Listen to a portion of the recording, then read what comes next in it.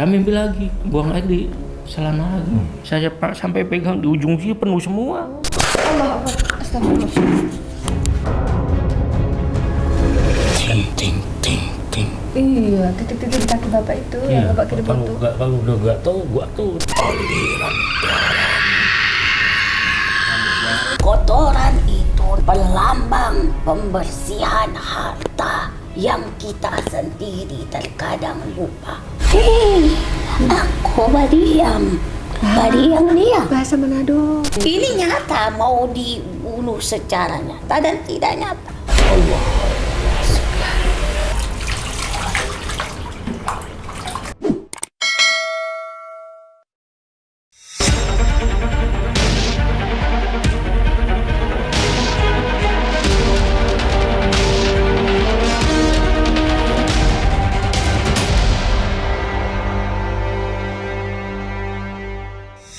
Assalamualaikum Sobat Mata Langit, jumpa lagi dengan saya Ratna Lesti Saya Panglima Langit di channel kesayangan kita semua, Mata Langit. Semoga semua Sobat Mata Langit dalam keadaan sehat walafiat dan dalam lindungan Allah Subhanahu Wa Taala.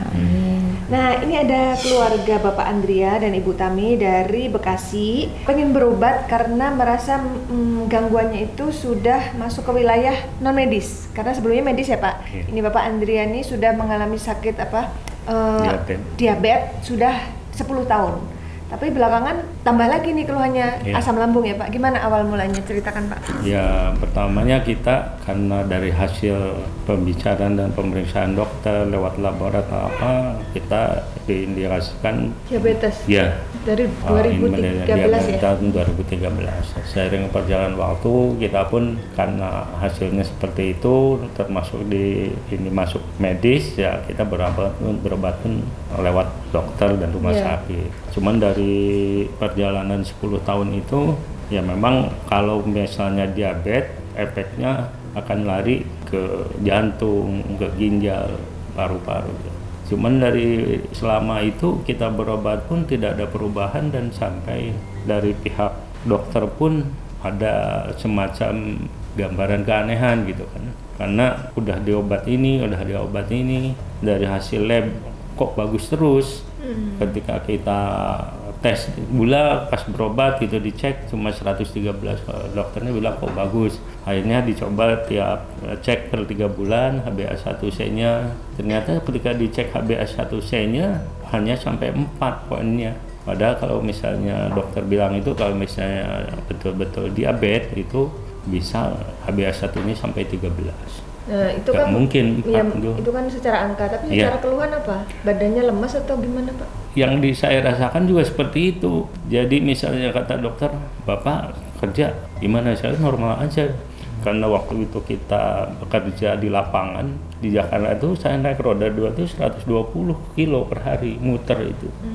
Itu ya alhamdulillah nggak pernah capek, nggak pernah apa. Sampai pernah saya coba bawa mobil sendiri ke Surabaya, pulang pergi. Ya besoknya kerja normal aja, nggak ada keluhan capek seperti itu. Maaf kalau pekerjaannya apa Pak? Di bidang jasa ya? Iya, kita pengurusan perizinan reklame. Jadi keluhan di badan itu yang nggak sinkron ya dengan angka-angka dokter itu ya? Betul. Terus yang membuat Bapak akhirnya pengen ketemu Panglima?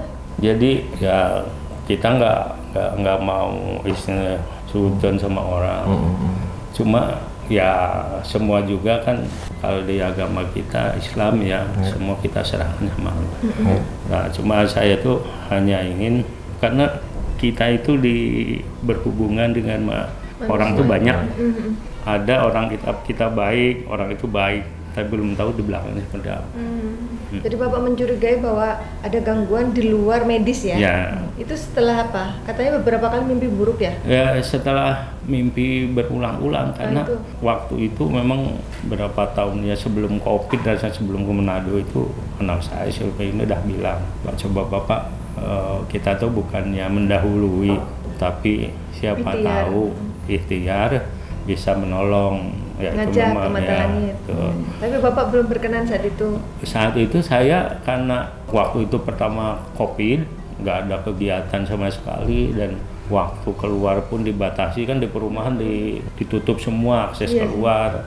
Nah kita ya udah nanti aja. Ya memang mimpi, ya mimpi itu kalau dibilang mimpi ya bunganya tidur kalau kata orang tua ya. Cuma kalau sampai ada yang mengingatkan juga, kalau kita di pengajian tuh ada yang mengingatkan, awas kalau hati-hati kalau mimpi ketemu orang yang sudah meninggal.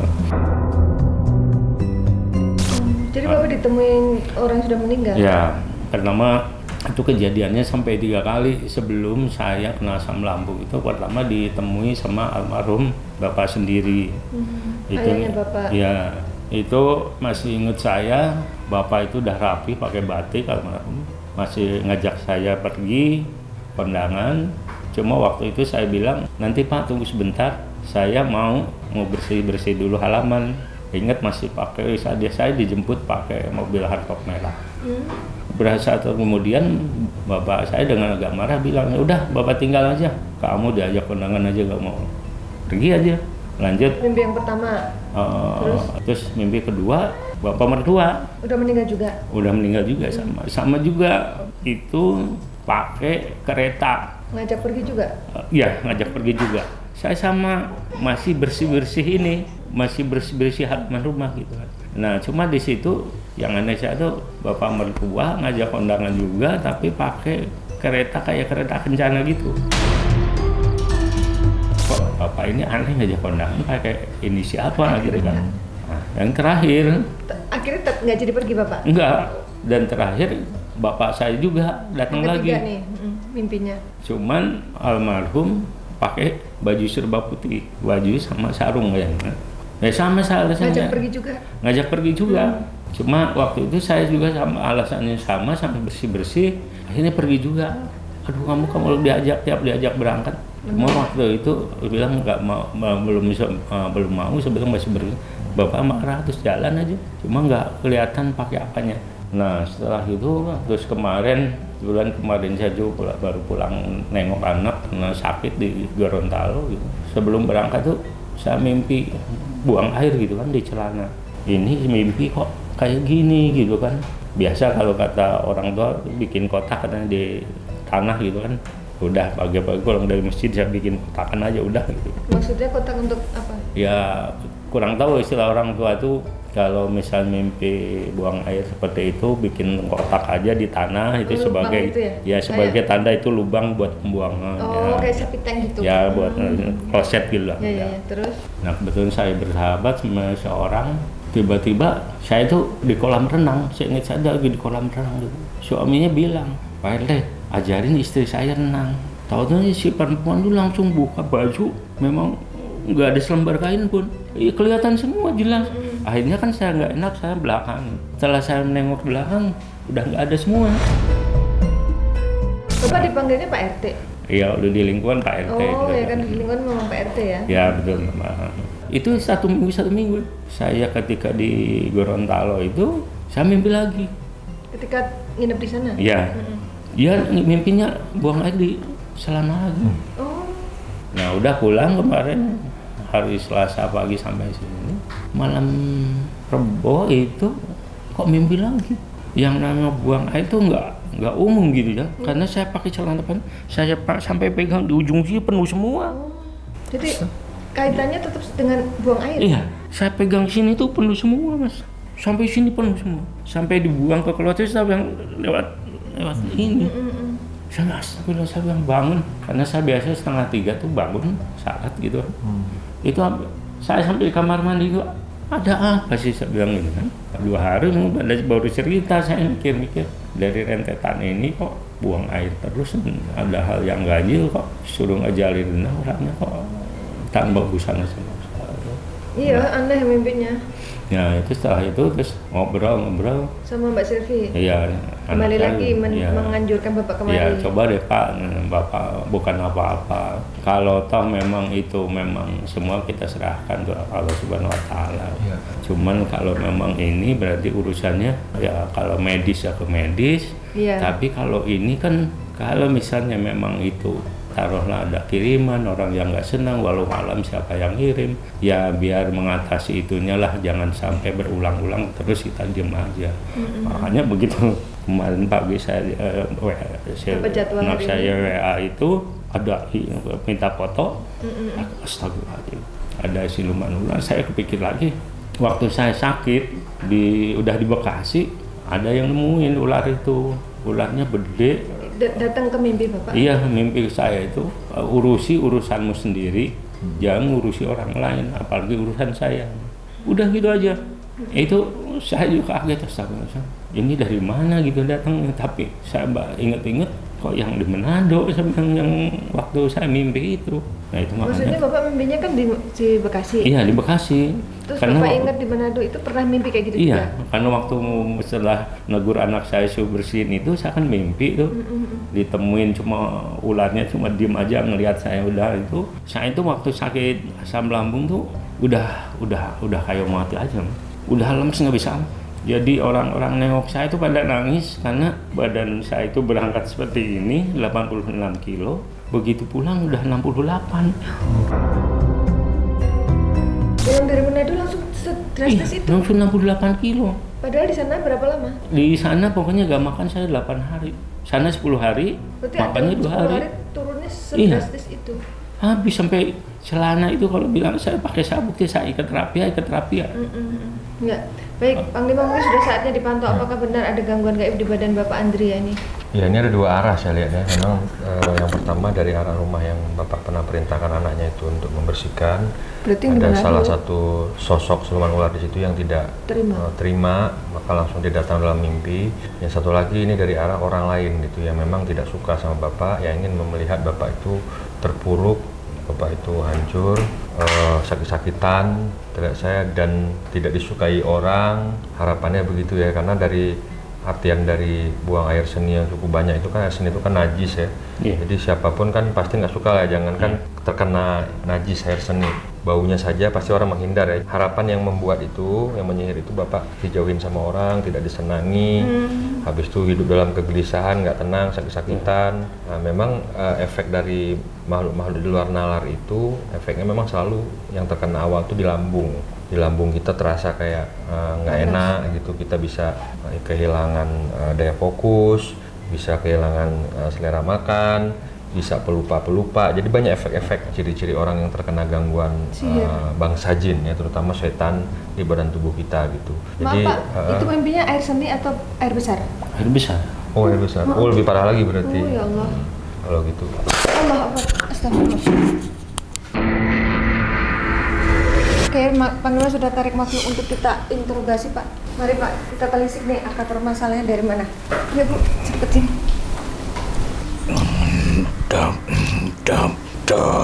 Aliran darah.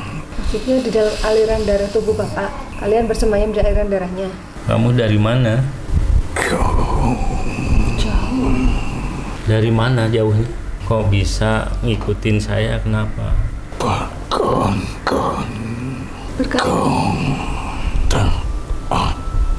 Dia bilang berkali-kali kau terajak. Mungkin almarhum yang datang ngajak itu kali, tapi kan gagal ya. Apa kaitan dengan mimpi didatangi almarhum ayahnya? Maksudnya apa kok berkali-kali terajak? Selalu kekang dalam pembersihan. Maksudnya? Kami selalu berusaha mengajak sampai menggodamu dengan tubuh wanita. Aku mulai paham. Dia berusaha menggoda, mengajak, bahkan menggoda dengan tubuh wanita, tapi Bapak nggak tergoda. Jadi artinya yang datang itu sebenarnya bukan almarhum ayahnya Bapak. Dia setan yang menyaru biar Bapak mau diajak. Itu. Jika saat itu kau tergoda mengikuti kami, kau takkan sampai kepada tempat ini. Untuk Bapak nggak tergoda, walaupun dijemputnya pakai kereta kencana, kan Bapak nggak tergoda untuk ikut pergi kan? Maksudmu nggak sampai ke tempat ini apa? Kamu mau habiskan Bapak? Kau menghancurkan bongkahan. Kau menghancurkan bongkahan katanya. Bapak ingat nggak pernah? Bongkahan apa maksudnya? Bu nanya boleh Bu? Bongkahan di mana? Kau ingat bangsa sepertimu beberapa tahun yang lalu.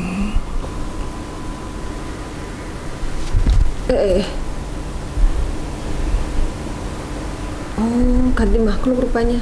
Hah? Ganti makhluk. Makhluk yang tadi udah pergi, diganti lagi. Ayo sini. Assalamualaikum. Tak ada salam untuk Suaranya beda lagi sama yang tadi. Dari mana asalmu? Jadi kayak apa ya? Mereka nih kayak mau menutup-nutupin gitu. Kayak nggak mau terbongkar. Kayak mau menutup-nutupin, jadi memutar-mutar, bicara muter-muter. Jangan memutar-muter kamu, yang jelas. Apa masalahnya? Yang jelas bicaranya. Apa salah beliau apa? Kenapa tega kalian melakukan begitu?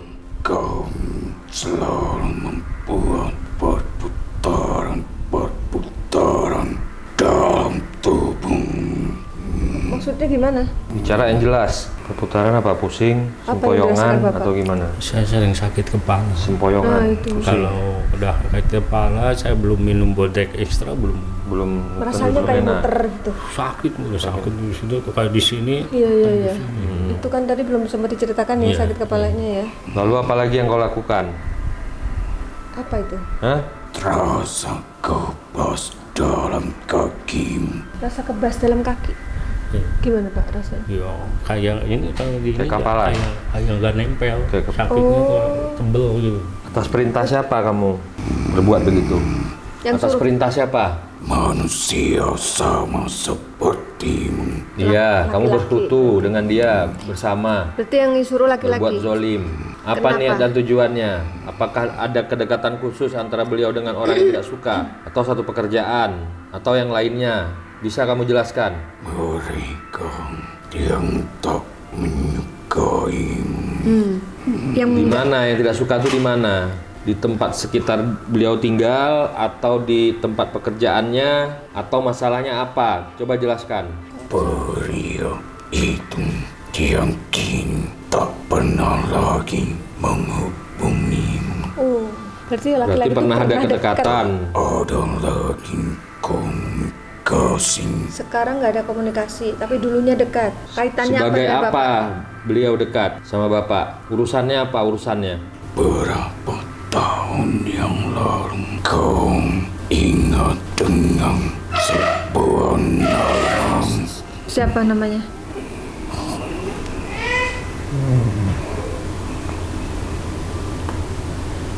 Apa itu? Huruf N. Oh, U tapi terbalik. iya. Huruf U. Kau ingat itu. Emang Bapak Biasa ada dia kasih inisial di dalam nama orang itu biasanya. Ada itu. Apa laki-laki? Adik iparnya. Masalahnya apa? Bagaimana komunikasi itu? Baik, baik. Gimana komunikasi itu? Udah nggak ada. Wah, berarti dulu pernah ada masalah dengan orang yang Dulu saya kerja bareng sama dia, cuman di satu sisi ada ya kebiasaan membohongi klien. Ayo maju lagi Pak, kita tanya-tanya lagi. Lalu kamu disuruh apa oleh orang yang namanya mengandung U itu?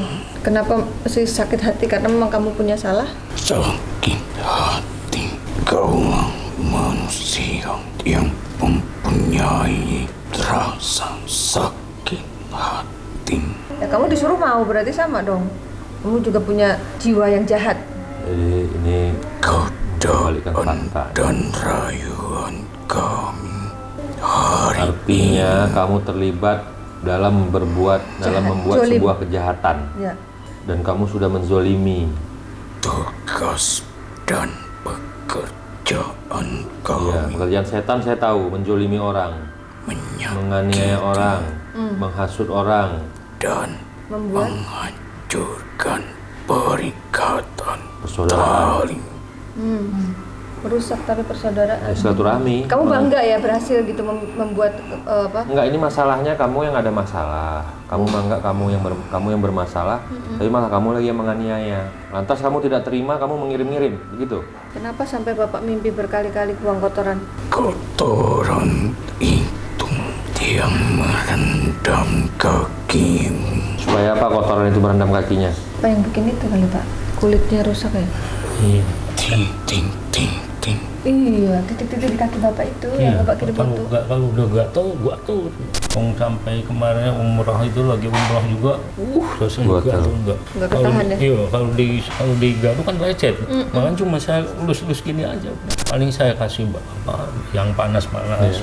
Racun itu, Pak. Kau masih terselamatkan. Jika kau tak terselamatkan, kau sudah terkapar. Benar-benar sudah tumbang gitu.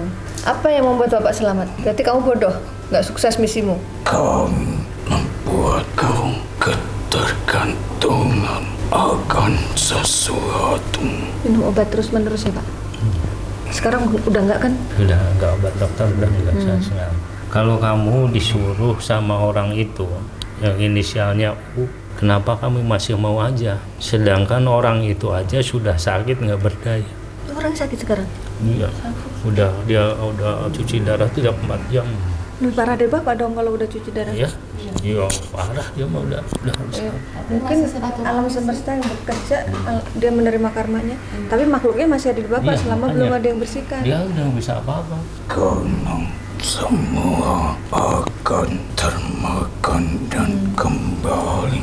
Ini pernyataan kamu sendiri ya. Apa dia bilang? Golongan Semua akan termakan dan kembali. kami. Jadi yang berbuat jahat sekarang dia menerima sendiri akibat perbuatannya. Jadi dia cuci tangan juga ya setan. Dia tuh udah sakit. Saya juga kasihan gitu kan.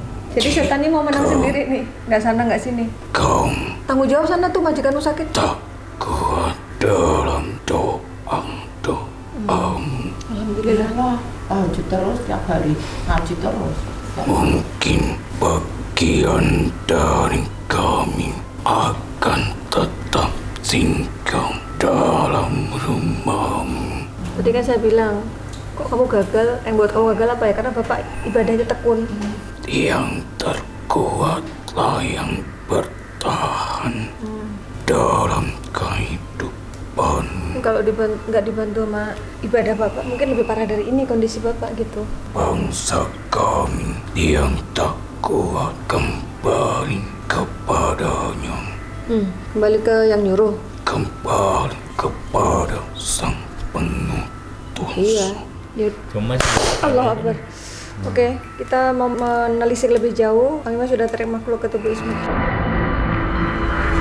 Udah, kamu jangan ganggu Bapak lagi ya. Tobat kamu mau nggak? Kamu punya Mendingan Tuhan tobat nggak? deh. Punya agama nggak? Allah. Mau tobat? Ayo buruan. Mau. Hari kesempatan baik ini, hari Jumat. Aku akan Tangan Ismi bergetar. kembali ke dalam aliran darah. Tobat aja kamu. Aliran Tobat, darah jangan ganggu siapa? lagi ya. Mau tobat, ikut saya mau. Mau tobat. Aku akan kembali ke dalam aliran darah. Aliran darahnya siapa? Yang nyuruh atau dukunnya? Jika aku tak kuat dalam aliran darah, Sudah bereaksi marah banget kayaknya. akan kembali. Allah Akbar.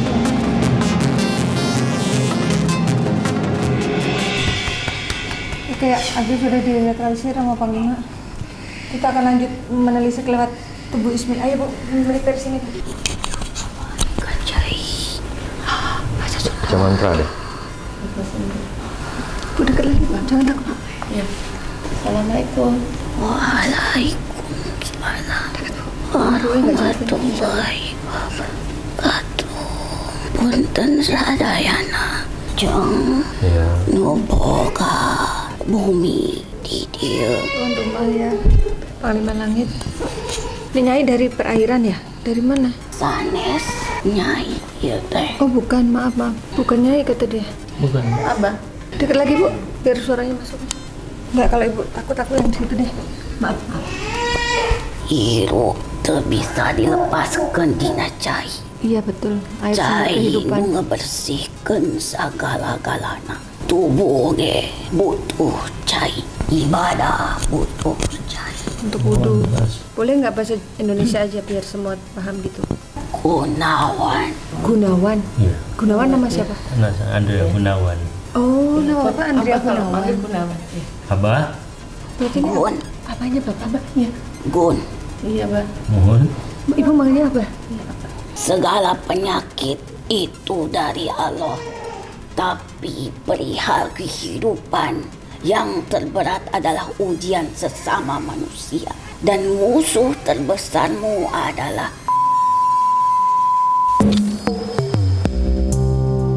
orang lain mudah untuk dilewatkan. Tetapi nasi sudah jadi bubur tidak dapat kembali mengeras. Iya. Karena apa? Sudah terjadi. Penyesalan itu adalah hal yang sangat berat setelah dilakukannya saat ini. Tetapi semua yang menempel di dalam tubuhmu bagian dari pembersihan diri kita. Tadi kan Bapak bilang sana udah sakit, tapi kan nasi udah menjadi bubur. Iya. Dia mau narik lagi apa yang sudah diperbuat? Karena dalam hidupmu yang terberat dalam perang batin adalah hanya beliau saja. Kau pun merasakannya. Tidak ada. Kau bermasalah dengan rekan kerjamu. Tidak seruat dengan perihal perang batin antara keluargamu. Dan setelah kejadian itu dan kepergian bapamu, kau merasakan ada sesuatu yang mulai melemah dalam tubuhmu. Iya. Abah, waktu itu kok beliau mimpi didatengin Abah? Berulang lagi 2 kali ya? Perwujudan sosok orang tuamu itu suatu pertanda untukmu. Adanya kekhawatiran dalam batinmu dengan keadaanmu yang semakin lemah dalam segala hal, raga dan juga pekerjaanmu. Maka kerinduan itu sangat dalam di dalam batinmu. Itu satu. Lalu beliau mengajakmu pergi. Bagusnya kau menolaknya. Kenapa? Pada saat itu kau sibuk dengan membersihkan halaman rumahmu Iya, saja. ini kan itu ya dingin. Iya. Izin Mbak minum dulu, Pak. Atur nuhun. Mangga. Mari semuanya, terima kasih. Bismillahirrahmanirrahim. Kalau Ismi minumnya sedikit-sedikit. Ini yang minum Abahnya. Sekaligus habis. Mau minum cangkang aku. Oh gitu ya? Empomnya ya. Memang beliau minumnya banyak. 2 liter. Alhamdulillah, Masya Allah. Kau membersihkan bagian halaman rumahmu saja. Itu pertanda ada sesuatu yang kotor dan gelap meliputi kehidupanmu. Maka kau bersihkan tidak bersih-bersih.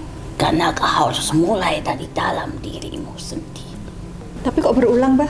Karena semua belum kembali dan terbuka untuk dirimu. Terus sekali orang tuanya ibu ya yang datang? Iya. Mendoa. Karena orang tua itu pasti akan menyampaikan sesuatu terhadap anaknya, mengingatkanmu. Karena akan ada ujian di dalam hidup. Inilah ujianmu. Orang tua itu adalah peranan yang sangat besar untuk seorang anak laki-laki. Terutama akan memberikan keselamatan untuk anaknya. Kenapa kau mengeluarkan kotoran begitu banyak? Iya, kenapa, Pak? Karena kau akan kehilangan banyak harta dalam kehidupanmu. Emang gitu, Pak? Kejadiannya? Iya. Bukan bukan hilang begitu saja. Ada saja untuk pengobatanmu. Oh iya. Kan Bapak kan bolak-balik dokter kan? Karena kotoran itu pelambang pembersihan harta yang kita sendiri terkadang lupa. Dari mana itu? Sekecil apapun itu akan berdampak besar. Dan itulah pembersihan dirimu. Sesuatu yang keluar dari tubuhmu menjadi kotor dan bau. Kotoran itu menghalangi ibadahmu. Maka pembersihan itulah dirimu. Oke, mau ditanyain apa? Mengenai wanita Wanita yang telanjang itu. berbusana. yang tanpa busana adalah sesuatu yang diuji olehmu dari pandangan, pikiran dan juga jiwamu. Jika kau berhasil melewatinya, maka semua kemenangan akan kembali kepadamu. Masya Allah.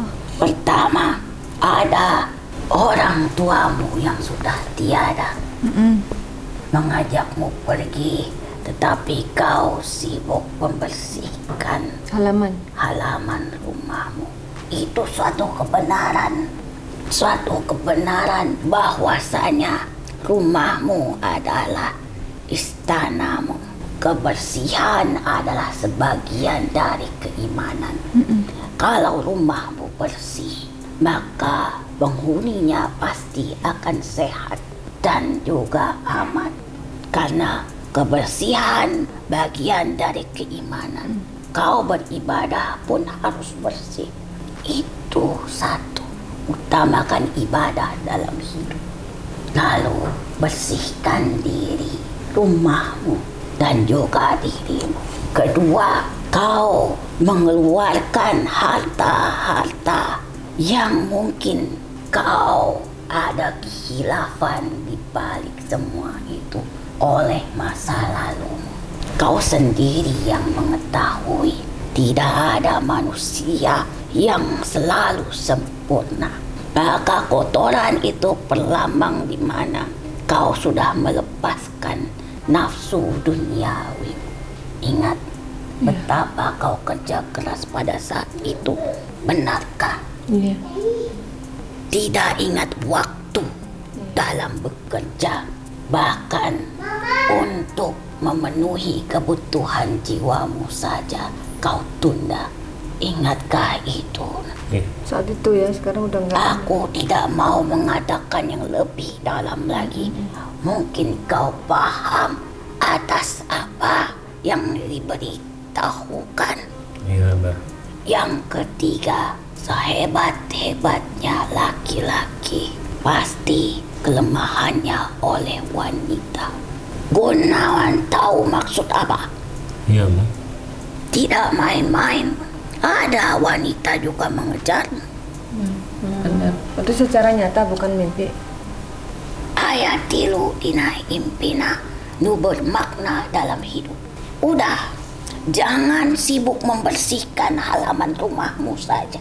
Karena kau tidur dan beribadah bukan di halaman rumahmu, tapi di dalam rumahmu. Bersihkan dulu di dalam rumahmu. Setelah di dalam rumahmu, baru halamanmu. Jika di dalam sudah bersih, kau tidak keluar rumah pun juga aman di dalam. Karena dedaunan dan sampah-sampah tidak akan pernah berhenti, Won. Oh iya, pasti akan jatuh lagi. Debu-debu itu akan terus menghampiri. Maka bersihkan saja dulu di dalam. Mementingkan Rawat diri dulu sendiri. keluarga intimu, istrimu, anak-anakmu, baru orang lain. Cara membersihkan itu jangan dari luar dulu, baru dari dalam. Sampah yang di dalam keluarkan. Oh iya. Masa dari luar ke dalam itu tidak benar, Pak. Mbak. Sudah tahu kuncinya sekarang. Punten, Mbah. Eta mana kedahna kumaha? Semua akan kembali kepada Allah. Semoga keadaannya saat ini adalah kesempatan terbaiknya untuk lebih beriman dan bertakwa kepada Allah dan memohon ampunan atas segala kehilapan. Tidak harus yang sakit untuk kembali. Kalau sudah waktunya, tidak ada yang bisa menghalangi. Kematian semua itu sudah ada ketetapan. Khawatirlah terhadap diri sendiri. Khawatirlah terhadap amal perbuatan kita. Iya. Karena kau sendiri pun sebenarnya bukan hanya dari satu titik. Serangannya Titik bukan di satu sebelumnya juga ada. Yang dari itu Manado ya. Yang satunya dari mana, Bah? Sok yang bicara. Oh, ada yang mau ngomong. Hei, aku badiam. Badiam dia. Bahasa Manado. Angkor. Bahasa Sulawesi. Badiam. Bahasa mana ini? Kamu itu tidak berbicara.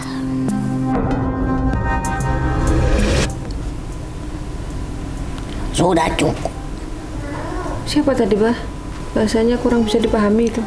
Adi Gunawan teh pernah ke suatu daerah. Kalimantan. Banjarmasin. Kalimantan Tugas di sana. Banjarmasin. 6 tahun. Oh. Yang dimaksud di mana, Bah? Kalimantan tapi Sulawesi Manado. Yang di Manado itu menyampaikan sesuatu. Kau datang tidak banyak bicara, tapi pengikutmu banyak yang sudah menebal. Di tempat yang engkau datangi itu pun dalam keadaan yang tidak baik. Sampai Bapak nggak makan 6 hari ya? 8 hari? Iya. Jadi Bapak datang pun ke sana tuh di badan Bapak udah sakit. Dan di tempat yang kau datangi dalam keadaan yang tidak baik juga. Jadi ada gesekan frekuensi energi di situ. Sehingga Maka itu reaksi juga ke Bapak. jadi dikatakan kau di sana tidak berbicara. Nggak bicara, nggak makan ya, Pak ya? Sekarang Gunawan sudah tahu perihal permasalahannya. Nu di Kalimantan udah terjadi sesuatu. Waktu tugas di Kalimantan. Sepanjang Kalimantan dari Kalimantan Barat sampai Kalimantan Timur. Pernah ada konflik di sana? Pernah diubar-ubar orang ini di sana. Ya, udah pisau di sini. Astagfirullah. Sudah, itulah. Betul diubar-ubar orang. Jam 1 malam dan di sini pisau. Ada sosok perempuan juga di belakang itu. Orang Palangkaraya, Bah. Ya itu mengingat perjalanan lalu. Karena tidak mudah kamu memegang suatu tanah. Apa ditugaskan? Pembebasan tanah untuk dikerjakan itu tidak mudah. Sudahlah, sekarang perjalanan kita yang dulu sudah cukup kalian tahu. Ya. Semua sudah tergambar, bukan? Ya, Bah. Ini nyata mau dibunuh secara nyata dan tidak nyata. Pemagaran di dalam tubuh itu yang dikatakan orang tua, tapi bukan sekedar kau mempercayai itu. Pemagaran teh yang sebenarnya teh yaitu keyakinan kepada Allah. Kalau kita benar-benar yakin bahwasanya kita berjalan di atas jalannya Allah, ketika benar-benar musuh dekat, kita tidak melalaikan ibadah. Ini nyata. Bahkan seekor ular pun ingin menghisap darahmu, tidak akan sanggup Berhasil. menembus kulitmu. Iya. Itu nyata. Kekuatan zikir dan doa itu luar biasa. Tidak main-main ini. Palangkaraya dan sosok wanita yang menginginkanmu Berarti ada 3 arah ya? Sabar ya, Bu. tertimbun akhirnya karena sesuatu hal itulah terkadang kesepian, kesunyian, waktu yang kosong dan luang itu suatu pertanda bahwasanya kita harus menerawang dan merasakan diri dulu. Kalau kita sibuk dengan dunia, tidak akan terasa. Ada waktu di mana semua itu sepi, baru merasakan. Pada saat sibuk tidak akan terasa. Iya, kadang azan juga kan. Karena Kalau mereka salah. senang kau sibuk dengan dunia. Kejarlah dunia. Tetapi di saat dunia meninggalkan, kau baru menyadari bahwasanya dunia itu hanyalah bayangan untuk kita. Tidak akan pernah kenyang, tidak akan pernah puas. Akhirnya musuh banyak. Ini suatu pembelajaran. Mengejar dunia ibarat meminum air yang panas. Tetap haus, meskipun sudah diminum. Atau kita bisa terbakar. Pikirkanlah sendiri. Bagaimana rasanya Abang ngasih PR. saat haus tetapi hanya ada air yang mendidih. Itu perumpamaan dunia. Dinikmati tidak? Nggak bisa menikmati. Didiemin dulu biar adem. Dinikmati tapi terbakar. Ya, dua. Ibaratnya serba salah. Serba salah. Mau minum tapi panas. Nggak minum haus. Nggak minum tapi haus. Itulah. Jadi semuanya tipuan. Iya. Karena kita kembali pun hanya kain kafan yang kita bawa. Innalillahi wa inna ilaihi raji'un. Astagfirullahaladzim. Perbanyaklah beristighfar. Karena itulah yang membersihkan kita. Mugi-mugi diberkahinya. Amin. Sehat jiwanya dulu. Amin. Pikirannya juga sehat. Insya Allah. Sesakit apapun raga kita, kitanya ikhlas menerima. Udah ya? Namanya apa? Siapa sih? Apa Oya? Apa aja? Oh iya. Aduh mau buat. Baru mau buat O. Udah disebutkan. Beliau mau ngasih inisial O. Atuh sadayana. Makasih ya, Abah. Mohon maaf, Adi teh salah bicara. Hati-hati ya. Iya, Abah. Dalam berpikiran. Karena pikiran itu berbahaya. Karena pikiran akan mengutamakan prasangka. Nggak boleh prasangka. Akhirnya mengurangi ibadahmu. Abah, maaf mau nanya. Tadi yang pertama kali masuk ISMI siapa? Kok kayaknya marah banget gitu. Ya itulah yang dari seberang sana. Dari Kalimantan. Terus kan badannya langsung diambil alih sama Abah kan? Iya. Amin ya. Terima kasih. Mas sama Abah. Sabar. Maju. Maju. Udah pesen deh Abah. Apa pesennya Abah? Iya Abah. Masih banyak yang harus disyukuri atas nikmat Allah.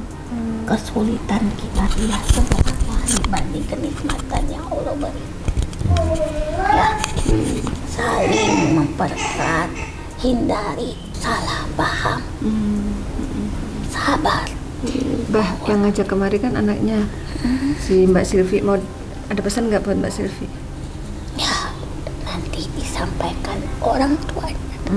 Yang penting nomor satu adalah jalin persaudaraan, itu harta yang paling Berharga. utama dibandingkan warisan berlimpah, tapi menjadi tumpah darah. Ya, tapi kalau pada aku nanti menjadi berkah. Amin.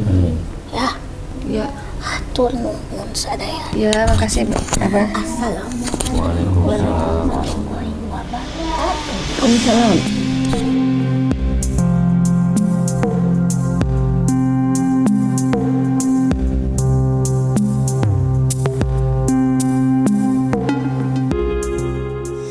A'udzu billahi minasyaitonir rajim. Bismillahirrahmanirrahim. Waqshiram wali wa uladi wa bibni linnasi jama'in wa tabadada wa taqulu min bani nama salam kana hayya wa yahikal qawlu alal kafirin wa qul jal haqqu wa jahaqal batil innal batila kana jahuqan wa nadlu minal qur'an wa wasrahmatuhu lil mu'minin wa la yaduz zalimin. Illa khasara subhana rabbika rabbil izzati amma yasifun. Wassalamun alal mursalin walhamdulillahi rabbil alamin.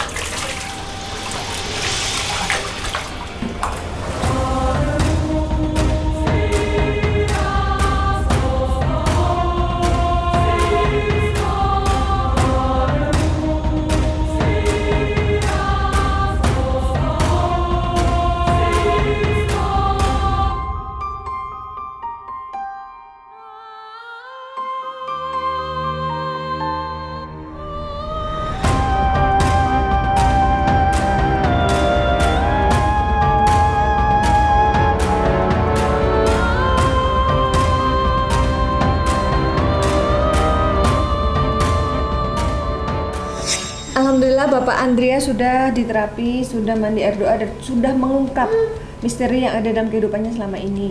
Nah, sekarang yang dirasakan Bapak apa? Alhamdulillah setelah tadi kami diterapi, saya diterapi, terus lewat perjalanan kita buka cerita lama. Alhamdulillah sekarang badan, terutama di kepala yang tadi sempat di jalan juga saya sanksi apa bisa sampai apa enggak. Alhamdulillah sekarang udah ringan dan mudah-mudahan apa yang kita upayakan bisa berhasil. Amin. Dalam arti saya bisa sehat seperti sedia kala. Amin. Tadi kan sudah diberikan resep obat herbal ya, sama doa yang harus disikirkan.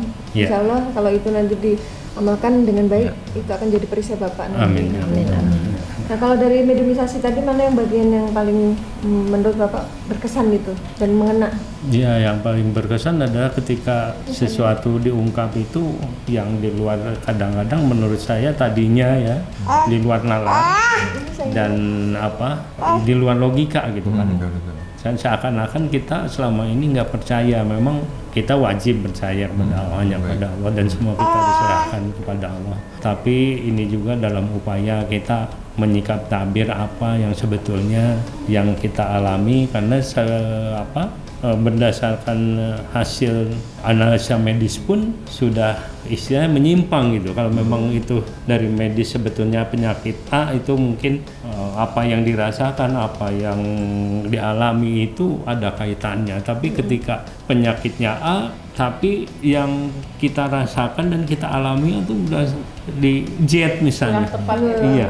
Jadi sudah nggak sinkron lagi. Tapi tadi semua yang diungkap itu sinkron ya Pak? Ya alhamdulillah. Bahkan bisa terungkap dari masa lalu Bapak kan? Iya betul. Karena yang tadi dari media itu ada Mbak, ada Masnya itu udah lewat media itu betul apa yang saya disampaikan seperti itu, dan itu udah merupakan gambaran bahwa kita itu memang itu yang dialami gitu kan. Dan alhamdulillah semuanya sudah terungkap, dan apa yang disampaikan tadi lewat media pun alhamdulillah bisa ngobrol, bicara gitu, dan semua terbuka ya. Ya karena selama ini kita kan hanya meraba-raba bagaimana kita bisa mengungkap, jangankan mengungkap, pengen tahu aja ada apa sih. Kalau istilahnya kita mimpi itu ya kita yakin itu memang hanya sebatas bunga tidur, tapi ternyata ada maknanya. Karena ya kalau dipikir-pikir lagi ketemu orang mati aja buat apa sih itu kan. Tapi ternyata ada maknanya, karena kan semua bisa terjadi, pengalaman kita dah terbuka semua, dan yang terjadi kita tahu semua. Terima kasih Panglima Langit dan Mbak Rianis dan kru semuanya. Terima kasih semuanya, semoga menjadi berkah. Amin. Sehat. Amin. Bagaimana dengan pelayanan kami, puas nggak? Alhamdulillah puas. Terima kasih puasa ya. Jadi ya mudah-mudahan ke depannya kami bisa tetap berkonsultasi, bersilaturahmi. Insya Allah mudah-mudahan kita sehat semua depannya, bisa bertemu lagi. Ya. Baik Panglima, silakan disampaikan kesimpulan dan hikmah dari perjalanan Bapak Andrea. Ya, jadi yang terjadi di dalam kehidupan kita semua ini pasti ada sebab musabab dan ada simbol dan perlambang yang diberikan Allah Subhanahu wa taala, apakah itu nanti melalui mimpi, apakah itu melalui makhluk yang nyata, apakah itu juga berdasarkan simbol-simbol alam. Jadi bagaimana cara kita menyikapi dan memaknai perlambang dan simbol-simbol tersebut. Bukan berarti kita harus mengimani alam ini, tapi alam ini adalah simbol yang diberikan Tuhan untuk memaknai akan terjadi sesuatu biasanya. Misalnya sebelum gempa kadang-kadang ya kita ngeliat ada suasana yang aneh di alam, atau kita merasa nggak tenang, gelisah. Jadi sebenarnya batin kita tuh sudah merasa gitu, tapi kita sendiri nggak bisa menafsirkan atau mengartikan apa sebenarnya rasa yang gelisah yang ada dalam hati kita yang sudah terjadi gitu. Insya Allah pasti punya cara-caranya untuk menolong hambanya melalui perantara makhluk-makhluknya. Jadi yang perlu kita imani adalah bagaimana cara kita terus mensyukuri nikmat Allah, bersyukur karena apapun ujian yang diberikan Allah terhadap kita itu adalah bahagian daripada uji keimanan nantinya. Uji keimanan di dalam diri kita, seberapa jauh kita sudah mengimani Allah, mengimani ajarannya dan mengerjakan ajaran yang diperintahkannya. Jadi insya Allah kalau kita terus mengingat Allah, berzikir kepada Allah dan mohon perlindungan perlindungan kepada Allah Subhanahu wa taala, Allah pasti akan menjawab doa-doa kita dan akan melindungi kita. Dan insya Allah kita akan selamat di dunia dan di akhirat. Ya, seperti pesan Abah tadi ya. Ujian yang diberikan tidak sebanding dengan nikmat yang sudah kau rasakan dari Allah ya. Baik, semua yang kami sajikan di sini adalah sebuah kisah nyata tanpa rekayasa. Semoga tayangan ini bermanfaat dan kami mengucapkan terima kasih atas semua dukungan dan doa dari Sobat Mata Langit dan netizen yang sudah subscribe, like, komen yang positif, dan share. Jangan lupa untuk terus share channel ini ke teman, sahabat, dan keluarga agar kita selalu bisa berbagi kebaikan. Karena saya Ratna Listi, Saya Panglima Langit. kami akan terus melacak dan menelisik jejak mistik serta mengungkap yang tak terungkap lewat Mata Langit.